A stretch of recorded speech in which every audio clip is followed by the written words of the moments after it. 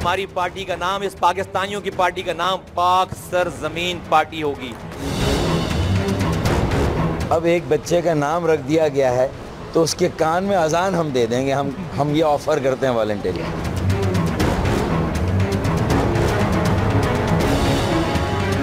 हम भी वैसे ही पाकिस्तानी हैं जैसा कोई पाकिस्तान में दूसरा पाकिस्तानी है। हम ना तो रॉक एजेंट के मानने वालों के पैरोकार हैं, ना रॉक एजेंट हैं।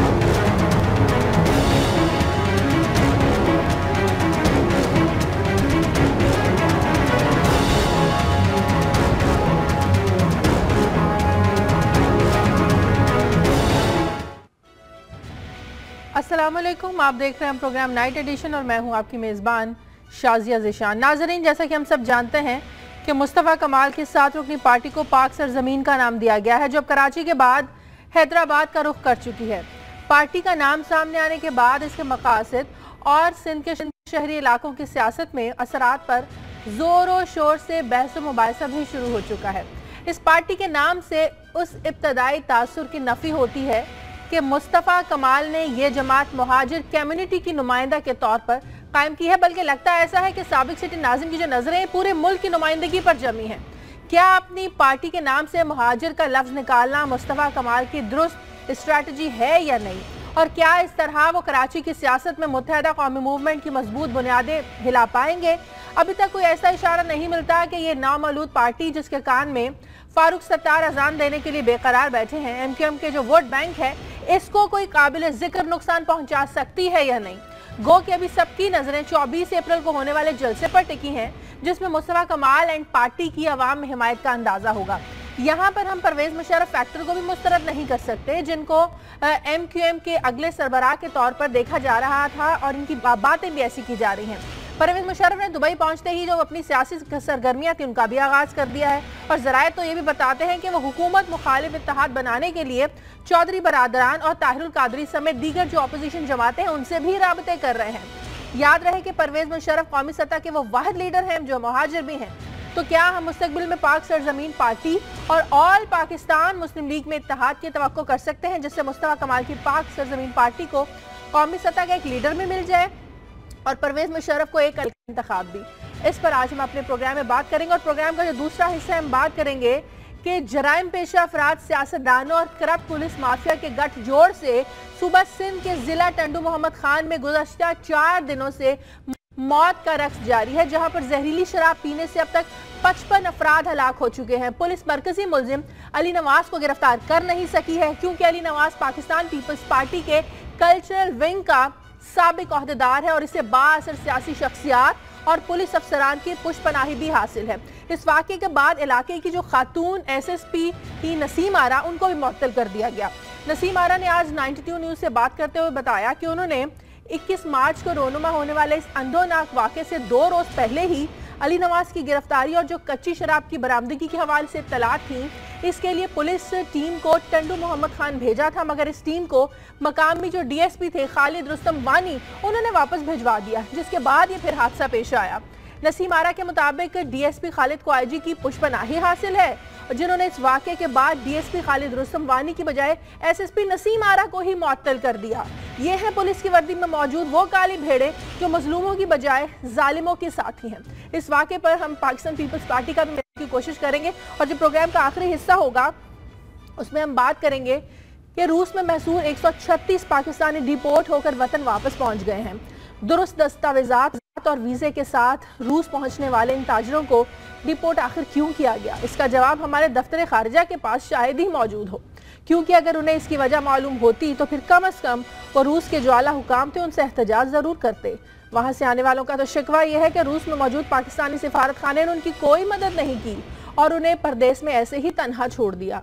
इन मुसाफिरों के मुताबिक इन्हें रूस से सिर्फ इसलिए डिपोर्ट किया गया क्योंकि इनके ग्रुप में ज्यादातर अफराद की दाढ़ियां थी और वो एयरपोर्ट पर बाजमात नमाज अदा कर रहे थे। पाकिस्तानी शहरियों के साथ ये हद तक अमेज सलूक आखिर क्यों हुआ और इस तनाजुर में दफ्तर खारजा हस्बे साबिक कोई भी मौसर इकदाम उठाने में नाकाम क्यों रहा, इस पर आज हम बात करेंगे। प्रोग्राम में मेरे साथ कराची से मजहर अब्बास साहब मौजूद हैं, कराची से जफर इलाली साहब और इस्लामाबाद से रऊफ क्लासा साहब। मजहर अब्बास साहब, सबसे पहले आपकी तरफ आती हूँ।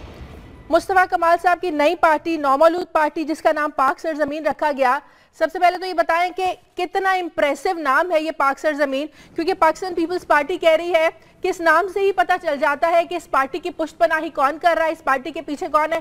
लेकिन आप समझ गए होंगे कि पीपल्स पार्टी का इशारा एस्टैब्लिशमेंट की तरफ है कि शायद एस्टैब्लिशमेंट ने इस पार्टी को लॉन्च किया है।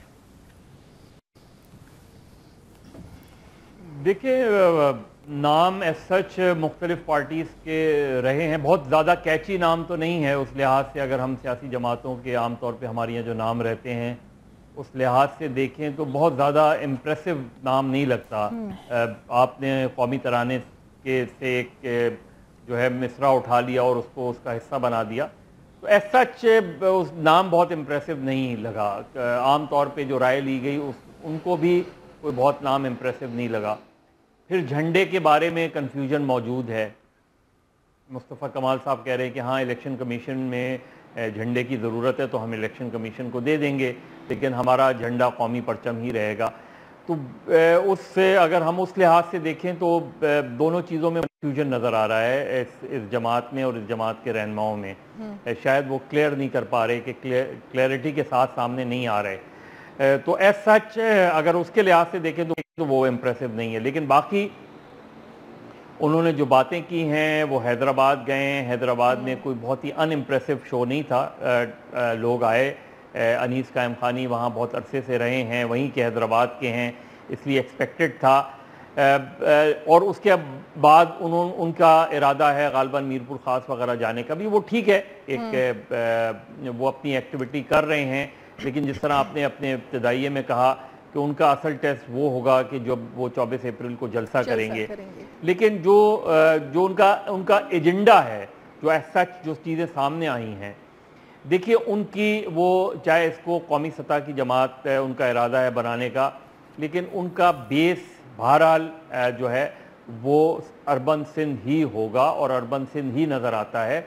क्योंकि अगर ये नहीं होता तो उनकी जमात का जब उन्होंने ऐलान किया तो उसमें पंजाब, सिंध, पंजाब, बलूचिस्तान वगैरह के भी लोग बैठे होते उनकी टॉप हायरार्की में, तब वो इसका एक पाकिस्तान इमेज बनता। इवन अगर परवेज़ मुशर्रफ साहब का नाम लिया जा रहा है, अगर परवेज़ मुशर्रफ साहब आ भी गए और इनकी पार्टी में शामिल हो भी गए, तो परवेज़ मुशर्रफ साहब का भी जो हल्का इंतखाब है वो भी कराची ही है, वो भी अर्बन सिंध है, उनकी भी पजीराई जो है आउटसाइड सिंध नहीं होगी। तो एज सच उनका जो भी कौमी एजेंडा है, जब तक दूसरे सूबों से लोग इनके साथ शामिल नहीं होंगे और इनकी टॉप हायरार्की में नहीं होंगे वो लोग, उस वक्त ये पार्टी अपना नेशनल इमेज नहीं बना पाएगी। सही। क्लासा साहब, जब आपने पहली दफ़ा ये नाम सुना पाक सरजमीन पार्टी, जब मुस्तफ़ा कमाल साहब ने ऐलान किया, तो आपको ये नाम कितना कैची लगा और लगा कि सियासी पार्टी को ये नाम, इस तरह के नाम सूट करते हैं? शाजिया, मेरा ख्याल है कि हमने बड़ी पुरानी कोट सुनी है शेक्सपियर की कि नाम में क्या रखा है। असल बात तो काम में होती है, हुनर में होती है, आपके ट्रिक्स में होती है, आपकी क्वालिटीज़ में होती है। बहुत सारी चीज़ों के नाम ऐसे हैं जो हमें बड़े अजीब, उसको आप कह सकते हैं अजीब से लगते हैं, लेकिन क्योंकि हिट हैं, चलते हैं, लोग उनको सुनते हैं।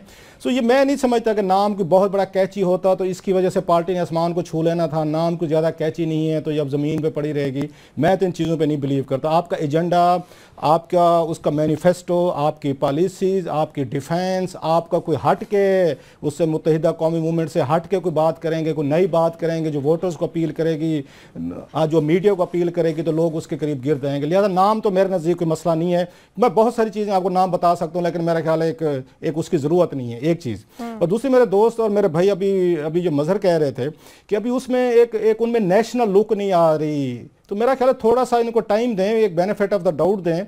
जुमा 8 दिन तो अभी इस पार्टी को, मेरा ख्याल अभी तो नाम भी ये 2-3 दिन पहले हमारे सामने आया। MQM जो है एक बड़ी जमात थी, 85 का आन वर्ल्ड हमने देखा है। एक उनके नेशनल लेवल पर उन्होंने कोशिश की थी, गिलगित भी गए, वहाँ पे उसके बाद वो कश्मीर भी गए, हमारे सराइकी इलाकों में भी गए, लाहौर में भी गए, तो वो भी तो कोई बड़ी पार्टी नहीं बन सके। माँ सिवाय उससे कराची के अलावा तो वो भी एमक्यूएम भी कहीं से नहीं जीत सके थी, या हैदराबाद के अलावा। अगर वो 30 सालों में एमक्यूएम अपने आप को नेशनल पार्टी नहीं बना सकी, अभी तक वो कराची की पॉलिटिक्स वो करती है, अभी तक वो महाजर की बात करती है, कोटे की बात करती है, ज्यादतियों की बात करती है, तो अभी मुस्तफा कमाल एंड कंपनी जो है, इनको तो मेरा ख्याल है अभी तो 8-10 दिन भी नहीं हुए, अभी तो ये तो बड़ी बात है, 2 लोग सामने आ गए थे। यहाँ पे किसकी ये जुर्रत थी कि अल्ताफ हुसैन के सामने वो आके खड़ा हो सके, बात कर सके।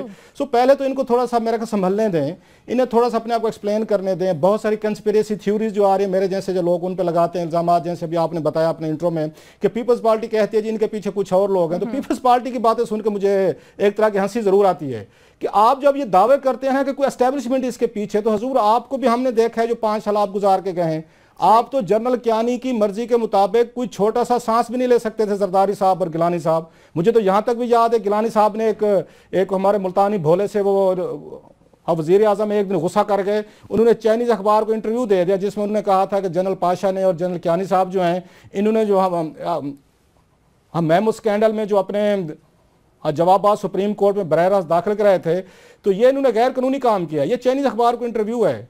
इतने नाराज हो गई थी हमारी एस्टेब्लिशमेंट के जनाब आसिफ अली जरदारी साहब ने गिलानी साहब को बुलाया, उनसे माफी मंगवाई, उन्होंने जनरल कियानी साहब से माजरत की कि हिज एक्सीलेंसी मुझसे माफी दे दें, गलती हो गई। वो ताने दे रहे हैं कि जनाब के फलां जमात जो एस्टेब्लिशमेंट की है। सो ये जो ताने देने की पोजीशन में अल्लाह के फजल से कोई पार्टी नहीं है। अगेन हो सकता है कि उनके पीछे कोई फोर्सेस हों, उनके पीछे अनसीन उसमें लोग हों, लेकिन ये बात शेख रशीद कहते होते हैं कि कौन सी ऐसी पार्टी है जिसका जो किबला जो है ना, या जिसका दरवाजा GHQ के पिछले रस्ते से नहीं खुलता रहा। ये सारी पार्टीज करती रही हैं और सब ने किया है। उनकी सपोर्ट के बगैर तो कोई आ नहीं सकता था। भुट्टो साहब भी रहे, उसके बाद जिया के दौर में हमने नवाज शरीफ साहब को भी देखा, पीपल्स पार्टी को भी हमने देखा है, बाकी ग्रुप्स भी देखे हुए हैं। मैं ये समझता हूँ कराची के स्टेटस को तोड़ने के लिए, चाहे ये मुस्तफा कमाल साहब जो है वोटर वाइज नाकाम हो जाएं, मान लेते हैं 24 अप्रैल का जलसा है उसमें 10 लोग भी नहीं आएंगे, एक चीज अच्छी हुई है जो मुस्तफा कमाल जो उसके साथी करने की कोशिश कर रहे हैं, कम अज कम उस पे MQM पे एक दबाव पड़ा है, एक उन पे प्रेशर जरूर आया है। एक कराची में स्टेटस को जो था, पार्टी का स्टेटस को मैं कह रहा हूं, जो पार्टी का खौफ था, थ्रेट थी कि बात शायद उनको फर्क नहीं पड़ा, मुत्तहदा की जानिब से यही तासुर दिया जा रहा है। मुझे ब्रेक लेने दें। मेरा ख्याल है पड़ा है, वाले दिनों में पड़ेगा कम से कम। अब हमारे उर्दू स्पीकिंग दोस्त जो हैं, ये उनके पास एक ऑप्शन है, वो यूज करना चाहते नहीं करना चाहता, ये उनका अपना प्रेरोगेटिव है। आप और मैं कोई again we are nobody के हम उनको गाइड करें, समझाएं कि किस तरफ जाना है, आपने किस तरफ नहीं जाना। लेकिन एटलीस्ट कराची की हद तक अब उनके पास एक ऑप्शन है, जो मुस्तफा कमाल जो उन जैसे कुछ जो ये लोग हैं, एक ऑप्शन उनको देने की कोशिश। मुझे ब्रेक लेने दें, ब्रेक के बाद जब वापस आएंगे तो बात करेंगे MQM जो मुहाजिर कौमी मूवमेंट की, मुहाजिरों की एक नुमाइंदा जमात है।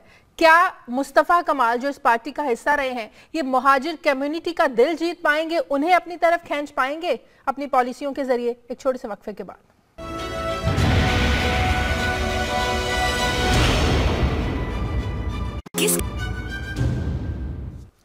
जफर इलाही साहब, जैसा कि सब जानते हैं कि मुहाजिर कम्युनिटी का एक बहुत बड़ा वोट बैंक है MQM के पास, क्या पाक सरजमीन पार्टी ये वो इतना मजबूत, इतना बड़ा वोट बैंक अपनी तरफ खींच पाएगी?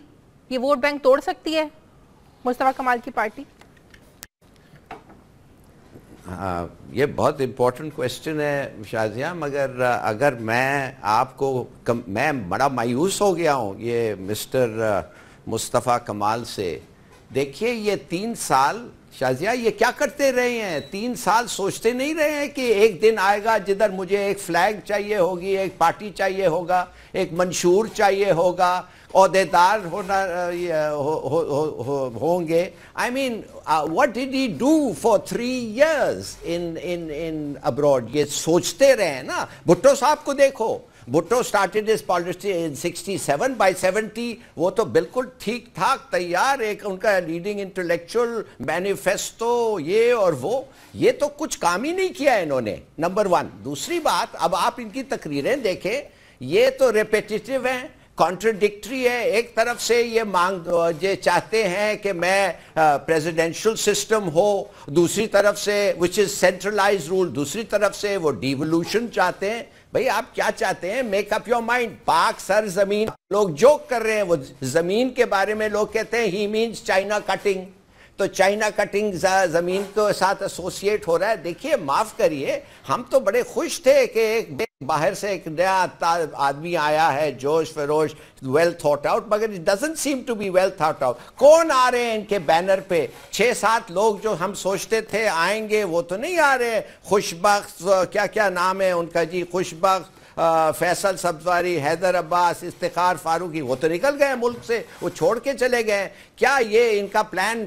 मुझे एक इनसाइडर कह रहा था कि इनका प्लान ये था कि 25 लोगों को साथ रख के ये 9-0 पे मार्च करते और कहते अब 9-0 हमारा हो गया है। माफ करिए, ये मेरे ख्याल में ऐसा कोई डेंट नहीं कर सकेंगे अल्ताफ हुसैन साहब के फॉलोइंग में। अभी दिन कितने हुए जफर इलाही साहब? अभी दिन कितने? अभी तो पूरा 1 महीना भी नहीं हुआ मुस्तफा कमाल को पाकिस्तान आए हुए। 3 साल ये क्या कर रहे थे शाजिया? 3 साल क्या कर रहे थे? बैठे हुए थे ना बाहर, सोच रहे थे। ठीक है, मजहर अब्बास साहब, क्या पाकिस्तान पीपल्स पार्टी में भी ऐसी सूरत हाल पैदा हो सकती है? क्योंकि कुछ रहनुमा है पाकिस्तान पीपल्स पार्टी के अंदर भी जो नाराज है, उनकी नाराजगी का नोटिस भी लिया जा रहा है। उधर एक ग्रैंड अलायंस भी बन रहा है सिंध हुकूमत के खिलाफ, जो 1 अप्रैल से तहरीक चलाने जा रहे हैं।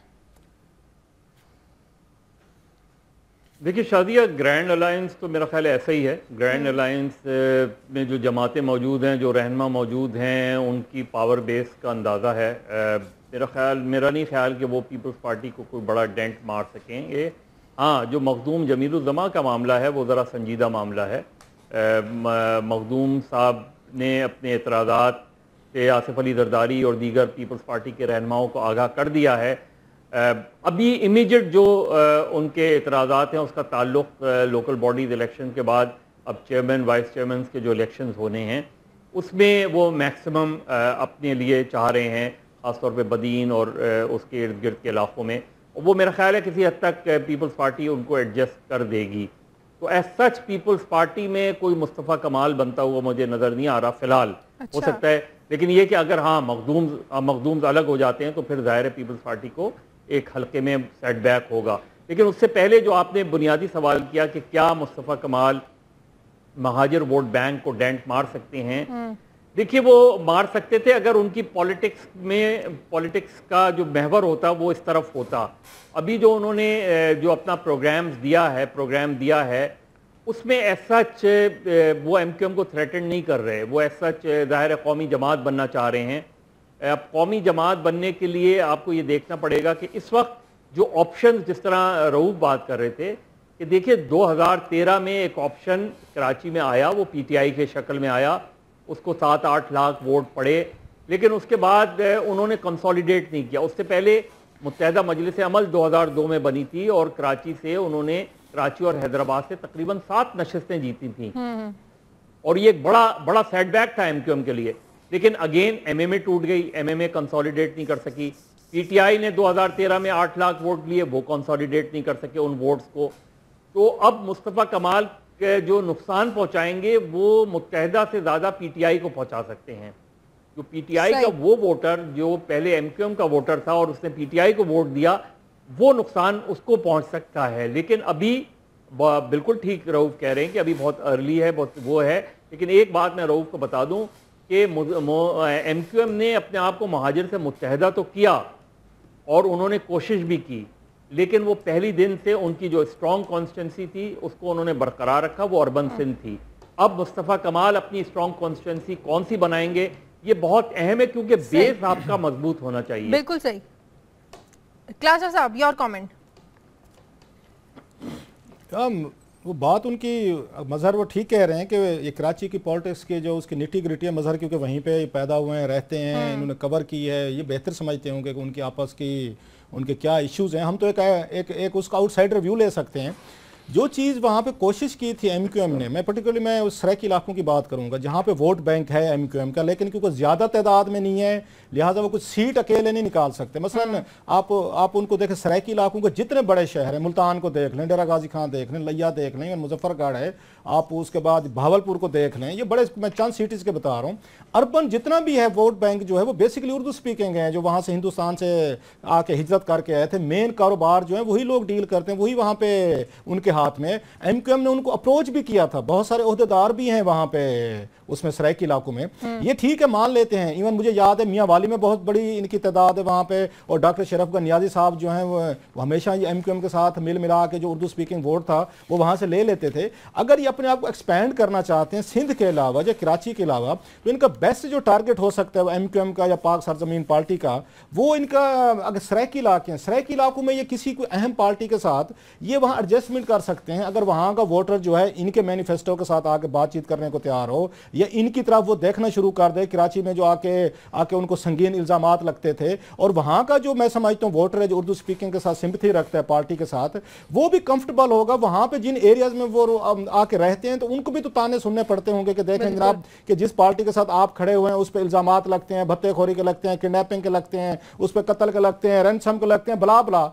तो एक मुस्तफ़ा कमाल की अगेन जो मुझे थोड़ी सी पॉजिटिव साइड लगती है जिसको वो सेल कर सकते हैं वहां पे जाके, वो यही हो सकती है कि जनाब कि हमारे ऊपर फिलहाल जो है इस तरह की बातें नहीं है। और अगर उसमें अनीस कैम खानी वगैरह पे चीजें अगर आती भी हैं, अनीस कैम खानी भी कह रहे जी मैं तैयार हूं इन बातों को सुनने के लिए, सो इसको जो एज मिल सकता है मुस्तफ़ा कमाल को, वो इनको नॉन वायलेंट पॉलिटिक्स का है। वो चाहे कराची में मिलेगा कि जी हम अदम तशद्दुद पे बिलीव नहीं रखते, ना हमने माजी में किया है ना आगे करेंगे। अगर कुछ लोगों ने किया है जिसकी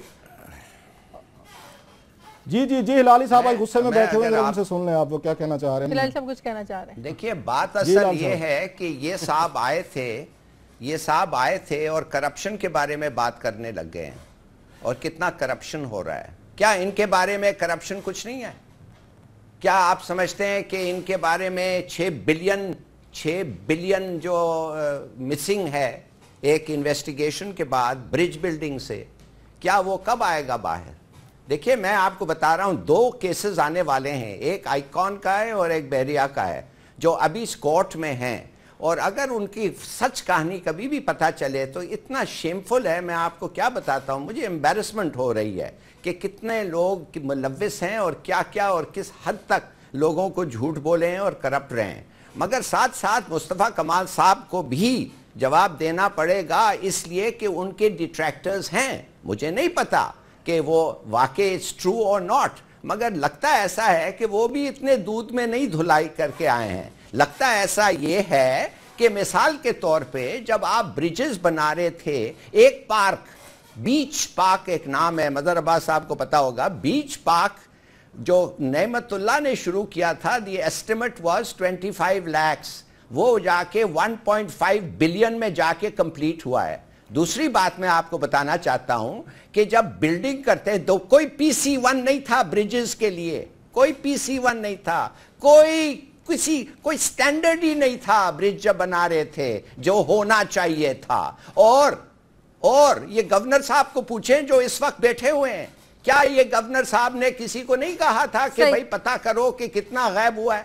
चलिए ऐसा कोई कहने की बात ये है, सामने आएगा तो मुस्तफा कमाल की सियासत को नुकसान पहुंचेगा। डेफिनेटली मैं भी पूछ सकता हूं, आपने कहा कि 3 साल ये चुप करके बैठे रहे हैं, इन्होंने सोचा समझा नहीं है, तो हिलाली साहब आप भी तो आज बात कर रहे हैं, इससे पहले भी तो आप मेरा ख्याल है साल 1 से हम प्रोग्राम कर रहे हैं, तो आपने भी कभी नहीं कहा जी कि जनाब के फलां इसमें ब्रिज में ये इतनी बड़ी इसमें गफलत हो गई, फलां में इतने पैसे खाए गए। मुझे पता नहीं था, शुरू हो गई मुस्तफा कमाल के खिलाफ, अब तक तो कोई बात नहीं करता। मुझे पता नहीं था, मुझे पता नहीं था। थोड़ी सी बात आप जो हर वक्त कहते हैं कि आप इंटरप्ट नहीं करते हैं, तो थोड़ा सा मैं आपको इंटरप्ट करता हूं और पूछता हूं कि आपका मतलब क्या है सवाल पूछ के कि मेरा कोई मोटिव है ये कहने के लिए? जब मुझे किसी चीज पता चलता है तो मैं बताता हूं, और मुझे अभी पता चला है। चले मुझे ब्रेक लेने दें सर, मैं वही बता रहा हूं कि पाकिस्तान में जब इस तरह की चीजें स्टेटस को के खिलाफ आने लगती हैं तो ये चीजें, ये फिलर जो है ना सर, सामने ये दिए जाते हैं, ये बताए जाते हैं, और मुमकिन है ये पलंदे आपको मुझे किसी और को देना शुरू हो जाएंगे। सवाल और पैदा होता है, इसी मुस्तफा कमाल पे हमने सैकड़ों प्रोग्राम किए हुए हैं कि इससे अच्छा बंदा ही कोई नहीं है कराची का। कौन सा टीवी चैनल है जिसने मुस्तफा कमाल को दुनिया का बेहतरीन मेयर, इवन उन्होंने कहा न्यूयॉर्क से भी आगे की चीज है। माफ करिए, आप कहते हैं इससे तो बुरा बंदा ही कोई नहीं था। मुस्तफा कमाल साहब पे बात कर रहा हूं सर मैं। माफ करिए, मुझे एक चीज उस वक्त पता था मगर मेरे पास कोई सबूत नहीं था, मलेशिया का जो वाकया था। अब आपके पास सबूत आ गए हैं, अब आपके पास सबूत आ गए हैं, डॉक्यूमेंट आ गए हैं, जो बातें आप बता रहे हैं सर। नहीं, मगर जिसने इन्वेस्टिगेट किया था आज मुझे उसने कुछ चीज बताया। ठीक है, हाँ, मुझे ब्रेक मेरा ख्याल कीजिएगा, ये इन्वेस्टिगेटर बड़े भोले लोग होते हैं, लोगों को गुमराह भी करते हैं, इनसे जरा कागज ले लिया करें। हम रिपोर्टर लोग हैं, हमें थोड़ा सा नजर साहब बैठे समझेंगे, इस्तेमाल भी करते हैं। मुझे प्रोग्राम में एक ब्रेक लेनी है, वापस आते हैं एक छोटे से वक्फे के बाद।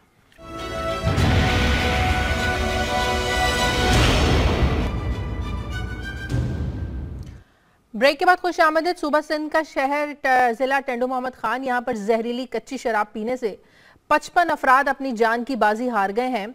आज 92 न्यूज़ का प्रोग्राम है फॉलो अप, उसमें जो एसएसपी थी जिन्हें मुअत्तल किया गया नसीम आरा, उन्होंने 92 न्यूज़ से बात की और कहा कि उन्हें किस वजह से मुअत्तल किया गया। वो अपनी टीम भिजवाना चाहती थी लेकिन डीएसपी ने उनकी टीम को वापस भिजवा दिया, जिसके बाद ये अंधोनाक वाकया पेश आया। जरा प्लीज ये शॉर्ट प्ले कीजिए, उसके बाद मैं बात करती हूँ। आप ये भी बता दीजिएगा, ये जो डीएसपी साहब जिनका आप खालिद उस्तमानी साहब का जिक्र कर रही हैं कि आपने गिरफ्तारी के लिए भेजा और आपकी भेजी हुई पार्टी को डीएसपी साहब ने वापस भेज दिया, गिरफ्तार नहीं करने दिया, तो ये डीएसपी साहब को किसकी पुष्टपनाही हासिल है? ये अपने आईजी साहब जो है उनके खास बंदे हैं। ये जब मुझे फोन पे बात की, मैंने फोन पे बात की आईजी साहब से, आईजी साहब ने मुझे कहा कि दीदी ये मैंने भेजा है, मेरा बंदा है। मैं खामोश हो गई। मुझे उस टाइम ये सिचुएशन समझ में नहीं आ रहा है। इंसिडेंट हुआ है, आईजी साहब का डिस्ट्रिक्ट है, उनको यहाँ आना चाहिए और सब लोगों की ख्वाहिश सिर्फ एक क्यों है कि मैडम को हटाया जाए। मजहर अब्बास साहब, सिचुएशन आपने देखी, खबर आपको पता है, एसएसपी क्या कह रही थी वो भी आपने सुन लिया, तो ये सारी सिचुएशन देख के हम कह सकते हैं कि जो सिंध की पुलिस है वो अभी तक अपने सीनियर्स की और सियासी असर रसूख से बाहर नहीं निकल सकती है, जिसके बाद इस तरह के वाकयात पेश आते हैं। देखिए, इसके दो एस्पेक्ट हैं। एक तो ज़ाहिर है एसएसपी ने बड़ी जुर्रत का मुजाहरा किया, उन्होंने इस तरह का बयान दिया। मुझे नहीं पता कि एसएसपी को भी किसी की पुष्टपनाही हासिल है या नहीं हासिल है, लेकिन उनका बयान बहरहाल डायरेक्टली आईजी के अगेंस्ट है। और वो आईजी जो अभी हाल ही में बने हैं आईजी और जिनकी अदरवाइज रेपुटेशन अच्छी है, लेकिन इस चीज़ का नोटिस लेना चाहिए। ये नहीं हो कि एसएसपी को विक्टिम, लेकिन ऑन एयर आके इस तरह की बात करना कि आईजी कह रहे हैं मेरे खास बंदे हैं, कोई छोटी बात नहीं। ऑन एयर पूरी आवाम के सामने वो बात कर रही हैं। ये मैं कह रहा हूँ, यही मैं कह रहा हूँ कि इसके और भी बहुत से तकाजे हैं कि एसएसपी, सर्विंग एसएसपी ये बात कर रहा है तो बड़ी बात है उनकी, लेकिन इसके पीछे एक्साइज का जो अमला है और एक्साइज सेक्रेटरी से शुरू करना चाहिए, एक्साइज मिनिस्टर से शुरू करना चाहिए। किसी में इतनी इखलाकी जुर्रत वैसे तो नहीं है हमारी यहाँ, लेकिन किसी में इतनी इखलाकी जुर्रत नहीं है कि वो इसकी जिम्मेदारी कबूल करते हुए मुस्तैफ़ी हो जाए। एक्साइज सेक्रेटरी, जिस तरीके से एक्साइज डिपार्टमेंट यहाँ चलता है, एक्साइज एंड टैक्सेशन डिपार्टमेंट, बाकायदा जिस दबाव में ये एक्साइज इंस्पेक्टर्स होते हैं और उनसे कहा जाता है कि आपने महीने में इतना पैसा पहुँचाना है, कम वॉट में, मुख्तलिफ डिपार्टमेंट, ये उसका आउटकम है। ये जो हमने देखा, अब इसकी अगर तहकीकात करें कि जी उस पर क्या प्रेशर था, उसने किसके दबाव पे, ये इतना बड़ा स्कैम है कि जिसका आप अंदाज़ा नहीं कर सकते। और ये होता है, साल साल से होता है। 55 अफराद की हलाकत कोई मामूली वाक़या नहीं है, बहुत संगीन वाक़या है। उतनी संगीनी का नोटिस नहीं लिया गया, सिर्फ ऊपरी सतह पे कुछ अमले को मुअत्तल कर दो। अच्छा, अब तो ये होता है कि जो मुअत्तल होता है उसको तनख्वाह मिलती है। मुअत्तली जो है अब वो नहीं होती कि आपकी तनख्वाह रोक ली जाती है, आपको फुल पेमेंट हो, फुल सैलरी होती है। तो मेरा ख्याल है इसकी क्रिमिनल इन्वेस्टिगेशन होनी चाहिए और इसमें ऊपर से लेके ये सारा एक्साइज एंड टैक्सेशन डिपार्टमेंट को की छानबीन होनी चाहिए कि कितना टर्नओवर होता है, कितना पैसा दिया जाता है मुख्तलिफ शोबे में एक्साइज एंड टैक्सेशन के, जो ऊपर की सतह तक पहुंचता है। सही। क्लासेस साहब, अगर डीएसपी को आईजी की सपोर्ट हासिल है, उसकी पुष्टपनाही हासिल है, तो जाहिर सी बात है आईजी साहब को भी किसी की पुष्टपनाही हासिल होगी, उन्हें भी किसी की सपोर्ट हासिल होगी। मजहर कह रहे हैं तो मैं इनकी बात पे बिलीव कर लेता हूँ। मजहर इंतहाई क्रेडिबल आदमी हैं, अच्छे जर्नलिस्ट हैं, पसंद है मुझे ज़ाती तौर पर, लेकिन ये मैं मानने को तैयार नहीं, मेरा दिल नहीं मानता कि कोई अच्छी रेपुटेशन वाला हो और वो आईजी सिंध लगा दे, पीपल्स पार्टी लगा दे। मजहर भाई अगर इसरार करते हैं तो मैं मान लेता हूँ। 2 आईजीज को हटाया गया जो सर्बिया की वेपन्स की डील में साइन नहीं कर रहे थे, कमीशन नहीं दे रहे थे इनको, जो हमारे बाबू भाई बैठे हुए हैं वहां पे। तो ये कैसे मुमकिन है, आपका ख्याल है कि कोई अच्छा ईमानदार अफसर ले आएंगे और उसको कहेंगे सूबा चला लो और वो कहेंगे जी बिल्कुल मैं ईमानदारी से आपको चला के देता हूँ? ये मजहर बैठे हुए हैं, मजहर को स्टोरीज का पता है। ये पूछना कि 2 आईजीज ने चीफ सेक्रेटरी जो है हटाए गए कि इन्होंने महंगा असला खरीदा इसके लिए इन्होंने सिंध की या पुलिस के लिए, उन्होंने कहा हम इस डील पर साइन नहीं करते, उन्होंने फिर घर जाए और घर भेज दिए गए। आप हमें मजहर भाई बता रहे हैं इनकी रेपुटेशन अच्छी है, मैं मान लेता हूँ, मजहर की वजह से मान लेता हूँ, वैसे मुझे इस पर अगर यकीन अभी भी नहीं आ रहा। एक बात, दूसरी बात, एक एसएसपी लेवल का एक ऑफिसर कह रहा है, कोई आम भी नहीं कह रहा कि मैं हूं, मैं इल्जाम लगा दूं, मजहर लगा दें, हिलाली साहब हैं वो लगा दें, एक उनके महकमे के ये महकमे का खतून ऑफिसर, जिम्मेदार खतून ऑफिसर, जिसको इसके कंसिक्वेंसेस का भी पता है कि मेरे इस ये बात कहने के क्या कंसिक्वेंसेस हो सकते हैं, अदरवाइज कि उसके खिलाफ आईजी के खिलाफ भी कार्रवाई हो सकती है, उस ये पुलिस ऑफिसर के खिलाफ भी हो सकती है, नसीम साहबा के खिलाफ। मैं समझता हूँ नसीम साहबा ने बहादुरी का काम किया है, वेरी फ्यू और यहाँ पे रह गए जो अपने सीनियर को। मौला बख्श चांडियो साहब लाइन पे, अस्सलाम वालेकुम चांडियो साहब। उनको और वालेकुम सलाम जी। क्लास साहब कुछ कहना चाह रहे हैं आप या मैं बात शुरू करूं? नहीं, मैं सिंपल कहना चाहता, बिलावल साहब से मेरी रिक्वेस्ट है, चांडियो साहब से जरूर पूछेगा कि माइनॉरिटीज पे बात करते हैं, आप अच्छी बातें करते हैं, हमें नए नए आइडियाज बताते हैं, जरा घर को भी देख लें जनाब कि आपके आईजी के बारे में, आपके आईजी ने मिनट नहीं लगाया, खतून पुलिस ऑफिसर, मतलब बेनजीर भुट्टो एक सिंबल थी खतून की एम्पावरमेंट का, ठीक है, उनको मिनट नहीं लगाया क्योंकि आईजी साहब के उन्होंने स्टैंड ले लिया और उसी सीन में बेनजीर भुट्टो साहबा के सीन में खतून ऑफिसर को उठा के सस्पेंड कर दिया। सही। तो थोड़ा सा बिलावल साहब जो हैं इन मामलात पे भी देखें, पीपल्स पार्टी देखे ना देखे वो अलग है, बिलावल से थोड़ी सी एक्सपेक्टेशन लोगों की बची हुई है, he should look into it के खतून ऑफिसर को ऐसे कैसे उन्होंने ज़बानी कलामी जो है उन्होंने उठा के बाहर मार दिया। चांडियो साहब, एसएसपी नसीम आरा साहिबा ने बड़ी बहादुरी का मुजाहरा किया, टीवी चैनल पर आके कहती हैं कि वो अपनी टीम भेजी, लेकिन आईजी ने एक फोन किया उनको, आईजी साहब ने कहा कि डीएसपी को इस टीम को वापस भेज दें क्योंकि डीएसपी को आईजी की सपोर्ट हासिल है।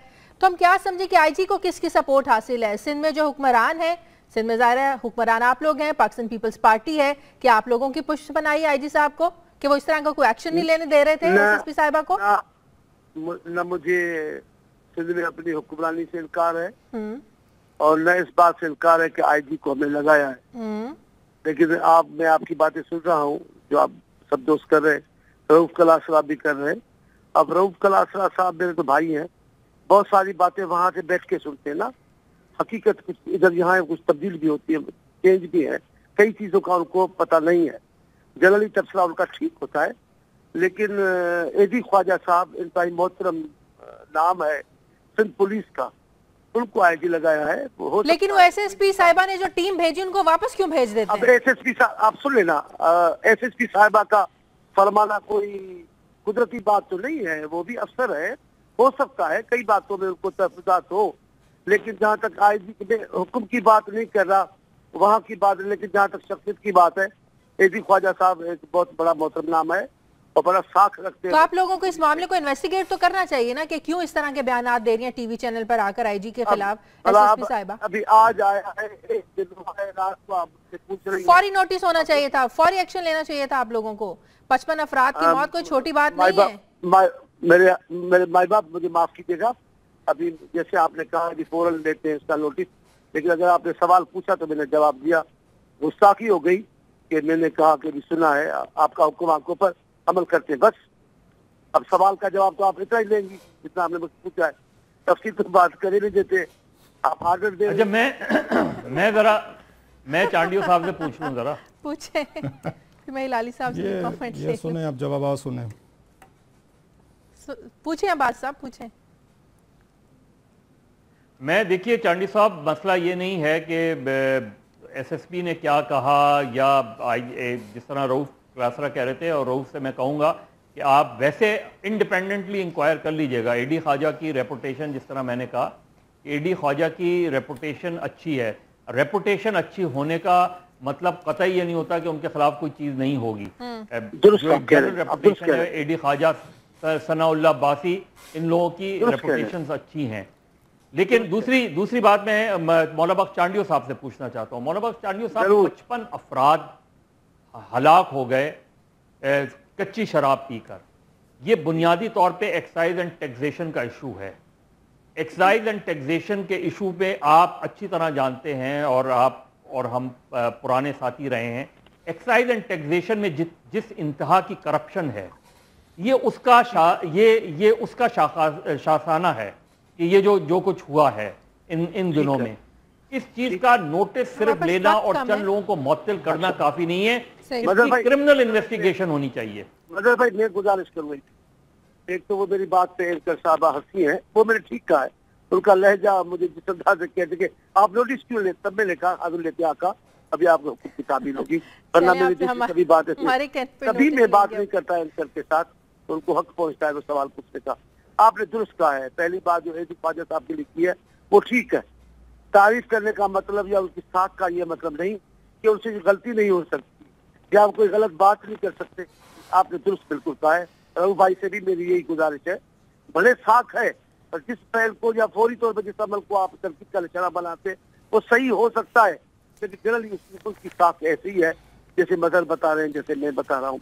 अब ये जो वाकया हुआ है चांडी साहब आपकी क्लास में मुझे ब्रेक पे जाना है, कह रहे हैं मदर भाई कह रहे हैं, मैं मान लेता हूँ बड़ी साख होगी, ब्रेक पे जाना है, एक मिनट, बड़ी साख होगी उनकी, मान लेते हैं। हमने इस मुल्क में बड़े साख वाले लोग आपने भी भुगते हैं, हमने भी भुगते हैं, बाकी को छोड़ दें। चीफ जस्टिस इफ्तिखार चौधरी के लिए आप लोगों ने भी आके लाठियां खाई थी, बेनजीर भुट्टो साहबा ने भी गई थी, उसके बाद आप लोग उनको टारगेट कर रहे थे कि ठीक आदमी नहीं है। मैं सिर्फ एक मिसाल दे रहा हूं, मैं दर्जनों दे सकता हूं। और उसकी आईजी साहब की जो बकौल आप और मजहर के बड़े अच्छे बंदे हैं, मैंने क्वेश्चन रेज नहीं किया उनकी उस पर, एसएसपी लेवल कोई आम लेवल नहीं होता। एक खतून ऑफिसर ने उन पे सीरियस चार्जशीट किया है, आपकी हुकूमत को सीरियस लेना चाहिए। ब्रेक का वक्त हो गया, ये कह देना कि उनकी अच्छी रेपुटेशन है, इसको आप, ये मैं नहीं उन पे क्वेश्चन कर रहा, उनकी एसएसपी ने ऑन रिकॉर्ड ये बात की है कि उन्होंने उन लोगों को आके मुझे सस्पेंड किया, कार्रवाई नहीं करने दी। मुझे ब्रेक पे जाना, मतलब ये नहीं होता कि साख वाले गलत काम नहीं कर रहे होते, अंदर खाने सब कुछ कर रहे होते हैं। चांडी साहब बहुत बहुत शुक्रिया, आपको फिर प्रोग्राम में लेकर डिटेल में हम बात करेंगे, बहुत शुक्रिया।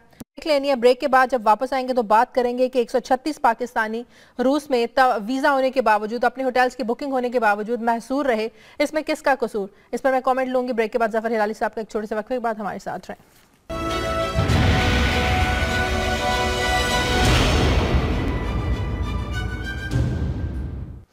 ब्रेक के बाद खुशामद। जफर हिलाली साहब, सफारतकारी के बारे में आप बहुत ज्यादा और बहुत बेहतर जानते हैं, आप इसका हिस्सा रह चुके हैं, एक अरसे तक आपने इसमें काम किया है। 136 पाकिस्तानी महसूर रहे रूस में, वहाँ पर उनके पास वीज़ा भी था, होटल की बुकिंग्स भी थी, सब कुछ था, लेकिन क्या सिफारतकारी ऐसी होती है कि अपने लोगों को आप बिल्कुल इग्नोर कर दें, पूछे ना, और अगले दूसरे ममालिक से आप एहतजाज भी ना करें कि क्यों ज्यादती करें आप हमारे लोगों के साथ, हमारे मुल्क के लोगों के साथ?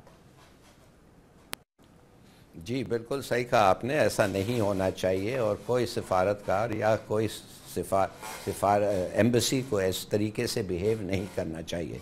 मगर एक दो चीज़ें मेरे ख्याल में वाजे कर देना चाहिए। पहली बात तो ये है कि इसलिए कि आपके पास वीज़ा है इसका मतलब ये नहीं है कि आपका हक बनता है एक कंट्री के अंदर आपको एंटर करने दें। वीज़ा का मतलब ये है कि आप एंटर कर सकते हैं, मगर अगर कोई उधर का ऑफिशियल आपके ख़िलाफ़ कोई ऐसी ऑब्जेक्शन रेज़ करे जो उनके ख्याल में सही है, तो उनका हक है कि आपको वो ना अंदर आने दें, हालांकि आपके पास ऑल द नेसेसरी पेपर्स हैं। इन अदर वर्ड्स आपका हक नहीं बनता है, ये एक प्रिविलेज है आपका जो वो ग्रांट कर सकते हैं और वो विड्रॉ भी कर सकते हैं, पहली बात।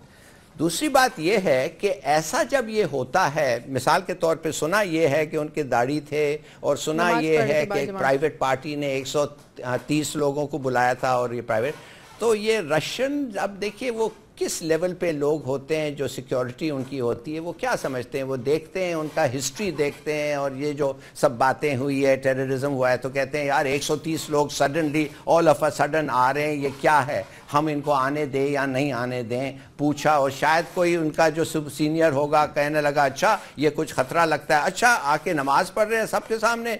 ये लोग सेंसिटिव ज़्यादा नहीं होते हैं, ये एजुकेटेड भी इतना नहीं होते हैं।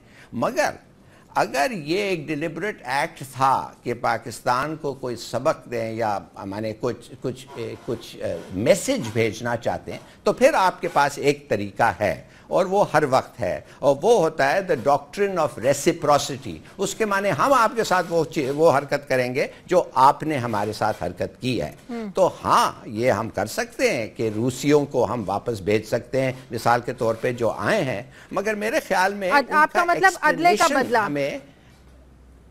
हाँ, अदले का बदला, ये एक ही तरीका है डिप्लोमेसी में। अब हम जंग तो नहीं लड़ सकते हैं, मगर ये हम, मेरे ख्याल में हमारे एम्बेसी को हर सूरत में एक रिटर्न उनसे जवाब लेना चाहिए कि भाई क्यों भेजा आप। ये तो नहीं है कि हमारी दाढ़ी है, ये तो नहीं है कि हम बाजमात नमाज पढ़ रहे हैं। किसको, क्या चीज को हमने इन्फ्रिंज किया और क्या हमने किया? तो शक और शुबा आपका ऐसा था कि आप सोच रहे थे कि हम एक डेंजर होंगे आपके मुल्क को। ठीक, रऊफ क्लासा साहब। शाजिया, मेरा ख्याल है रिसेंट हिस्ट्री उठा लें डिप्लोमेटिक वर्ल्ड की, इतनी बड़ी तादाद में जो नंबर आपने बताया, 130 लोगों को एयरपोर्ट पे 2-3 रखने के बाद, उनको जलील करने के बाद डिपोर्ट करने की, कम से कम मैंने तो कहीं नहीं पढ़ा, कोई आपने, मजहर साहब ने कोई कहीं पे ये इस तरह की खबर पड़ी हो कि फलां मुल्क के 130 लोग किसी मुल्क में गए हैं तो उनको डिपोर्ट किया गया। इसका ज़रा बैकग्राउंड जहन में रखना ज़रूरी है, वो है ब्रसल्स के अटैक। उसके बाद उन्होंने इनको एंटर नहीं होने दिया, मतलब है वहाँ अज्यूम कर लिया गया पाकिस्तानी जो हैं ये दहशतगर्द हैं। आपने रशियंस को एक प्रेसिडेंट बना के दे दिए जो अब पूरी दुनिया के लोग इस्तेमाल करेंगे पाकिस्तान के खिलाफ। रशिया के खिलाफ इस पर सख्त तरीन एहतजाज होना चाहिए था कि जनाब आपने वीज़े दिए, आपने स्क्रूटनी की। वीज़े ऐसे नहीं मिल जाते, सबको पता है आजकल वीज़े कैसे मिलते हैं। यहाँ पे आपको यहाँ पे बाकायदा स्क्रूटनी होती है, एक एक बंदे उनकी एजेंसीज क्लियर करती हैं तो उसके बाद वीज़ा मिलते हैं और प्रॉपर तरीके से। कोई ये हमारे इलीगल इमिग्रेंट्स नहीं थे वहाँ पे। असल सवाल यह है कि पाकिस्तानी फॉरेन ऑफिस हो या हमारी एम्बेसीज हों, ये इस काबिल नहीं रहेगा कि पाकिस्तान की डिग्निटी, ऑनर और सेल्फ रिस्पेक्ट को ये प्रोटेक्ट कर सकें। मैं कई दफा इस पे कर चुका हूं। इन्हीं रशियन से मुझे मजहर अब्बास साहब का भी कमेंट लेना है, वक्त बिल्कुल खत्म हो गया हमारे पास। मजहर अब्बास साहब, मैं एक लास्ट बात कर रहा हूं, इसी रशियन से जिनके खिलाफ, मतलब जिन्होंने आज हमें निकाला है वहां से, पाकिस्तान की खवातीन की जो एनजीओ है फॉरेन ऑफिस की, रशियन से डोनेशन लेती रही हैं, जिनसे आप भीख लेते हो, चंदे लेते हो, जो फॉरेन ऑफिस, उनको किसने इज्जत करनी है? ठीक है, कौन रिस्पेक्ट करेगा? मजहर अब्बास साहब, मेरा ख्याल है शादिया, इसको इन्वेस्टिगेट पहले कर लें, हमें कंक्लूजन्स पे नहीं पहुंचना चाहिए। हम बहुत जल्दी कंक्लूजन्स पे पहुंच जाते हैं। चीज़ ये कि 136 लोग जो है वहाँ एक मोबाइल डीलर्स कॉन्फ्रेंस में जा रहे थे। पहले उस मोबाइल डीलर्स कॉन्फ्रेंस का मालूम किया जाए वो है क्या। 136 लोगों का एकदम जाना भी कोई मेरा ख्याल है खासी अजूबे की बात है कि एकदम एक मुल्क में जा रहे हैं। इसको जरूर हमें तहकीकात करनी चाहिए, इसके मुख्तलिफ एस्पेक्ट्स को देखना चाहिए। इसमें टेक्निकल फ्लॉज भी हो सकते हैं, लेकिन FIA के लेवल पे हमने पहले ही अपने आप को मुल्ज़िम बना लिया। हमने पहले ही, ये हमारा एहसास है कमतरी, हमने पहले। यार रऊफ साहब मेरे भाई तो आप, मेरे भाई पहले आप इन्वेस्टिगेट करोगे ना किसी चीज को। सर किसने कर दी? बहुत शुक्रिया, मेरे तमाम मेहमानों का बहुत शुक्रिया। आप तहकीकात तो करें ना यार। ठीक है, मजहर अब्बास साहब कह रहे थे कि पहले तहकीकात कर लें, उसके बाद किसी नतीजे पे पहुंचे। बहुत शुक्रिया ज़फर लाली साहब, मजहर अब्बास साहब, रऊफ क्लासा साहब, मेरे तमाम मेहमानों का बहुत शुक्रिया। नाज़रीन, नाइट एडिशन से शाज़िया ज़ीशान को इजाज़त दीजिए, आपसे मुलाकात होगी कल। अल्लाह हाफ़िज़।